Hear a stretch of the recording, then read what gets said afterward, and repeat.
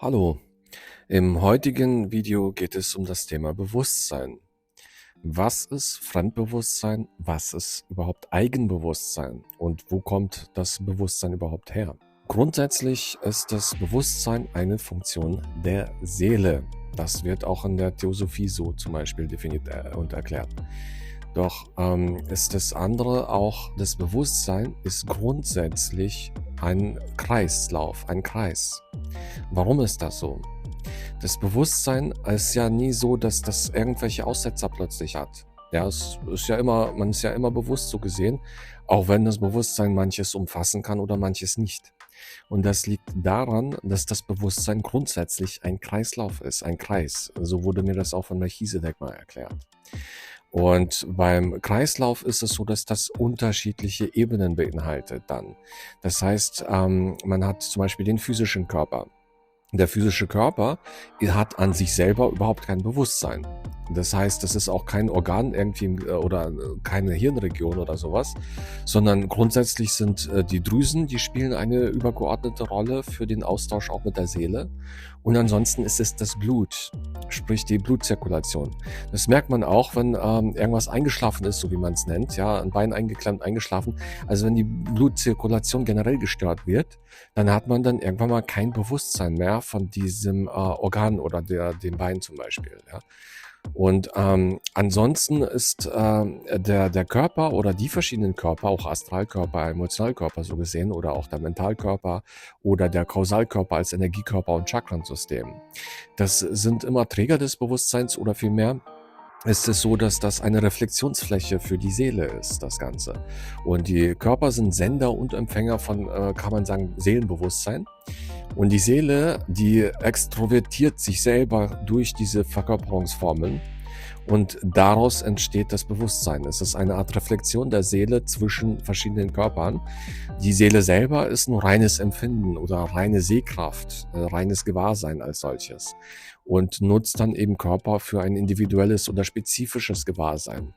Ein sogenanntes Gattungswesen hat man dann in der Form, wenn man da einen Körper einer bestimmten Spezies zum Beispiel heranzieht. Am Beispiel der Aura zum Beispiel und dem Kausalkörper, also den Chakren als solches, ist es so, dass verschiedene Schichten in der Aura sind, die mit unterschiedlichem Bewusstsein ausgestattet sind und die bestimmte Spezifikation eines Körpers dadurch bilden.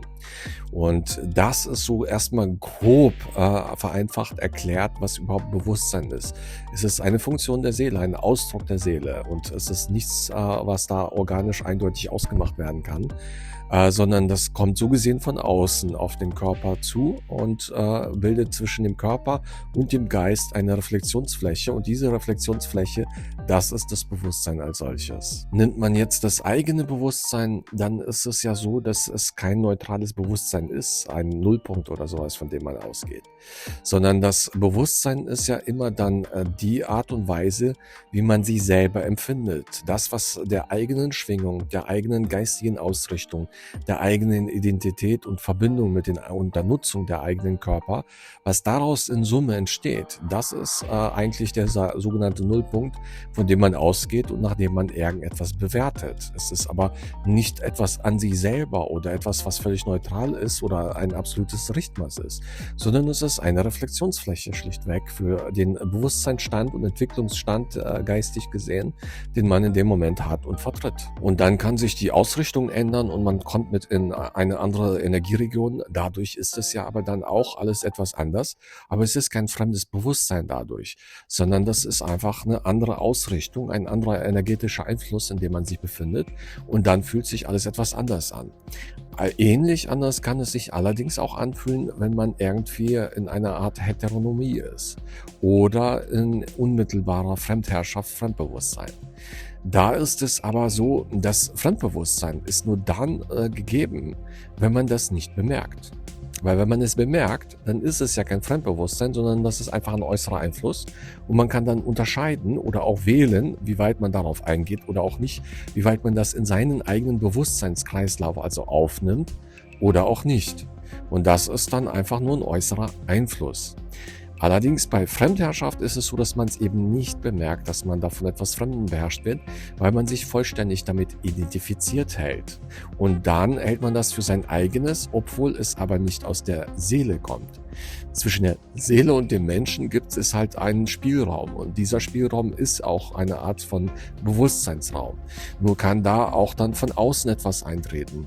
Und wenn man sich damit identifiziert und das für sich selber hält, dann ist es eben Fremdherrschaft oder eben zumindest Fremdbestimmung. Fremdherrschaft ist, wenn man da überhaupt völlig im Bahn dessen ist und gar nicht anders kann. Ja? Und Fremdbestimmung ist, wenn man sich ein bisschen fehlidentifiziert, aber es eben nicht bemerkt, ja, und dann irgendwelche Handlungen ausführt, die einem nicht entsprechen, aber man merkt es einfach nicht.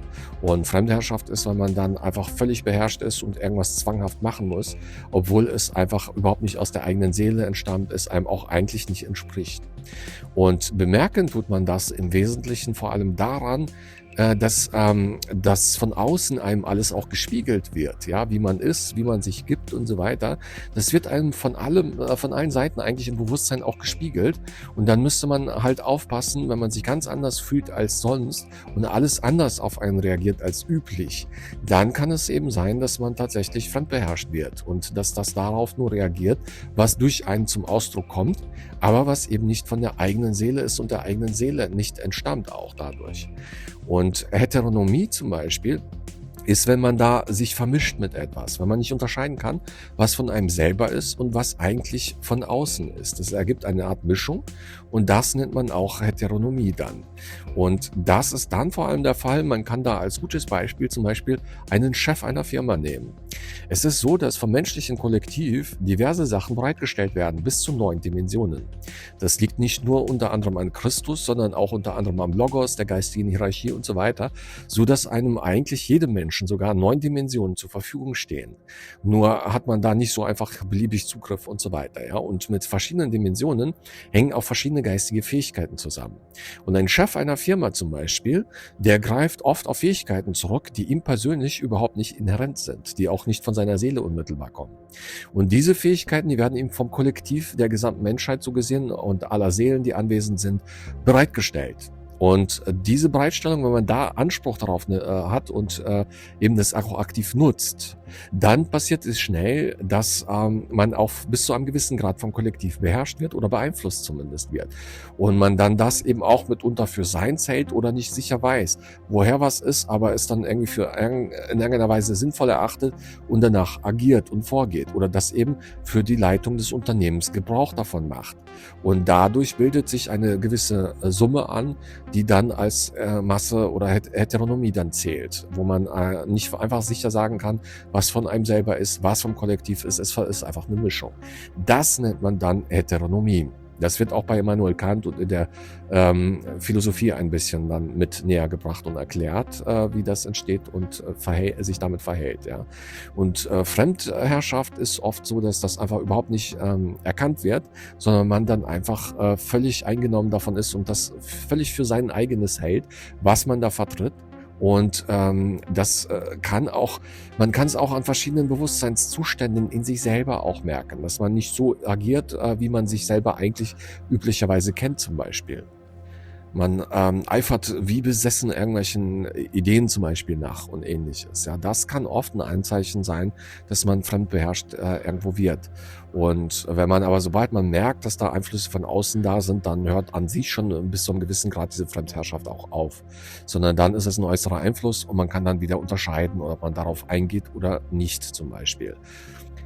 Entscheidend ist es daher, wie man sich aufstellt, wie man sich ausrichtet, dass man sich einfach von den Impulsen der eigenen Seele leiten lässt und nicht von verschiedenen Einflüssen, die da sind, die einem dann irgendwie vielleicht auch gefallen mögen. Weil gerade Fremdherrschaft kann sich auch in kollektiver Weise zum Beispiel ausdrücken, dass man sich dann mächtiger und stärker fühlt als sonst. Und genau diese innere, so gesehen Stärke ist es auch, die einen verleitet, sich da immer weiter damit zu identifizieren und davon eben bestimmt zu werden. Das ist so mehr der Kern eigentlich oder die Ursache für allerlei Fremdherrschaft oder Fremdbestimmung. Und das Eigenbewusstsein ist halt dann vor allem präsent, wenn man sich überwiegend und hauptsächlich von seiner Seele leiten lässt und sich nach seiner Seele richtet und das eben an Handlungen vornimmt, die der eigenen Seele mehr entsprechen auch. Das soll erstmal alles zu diesem Thema sein. Und ich wünsche allen alles Gute.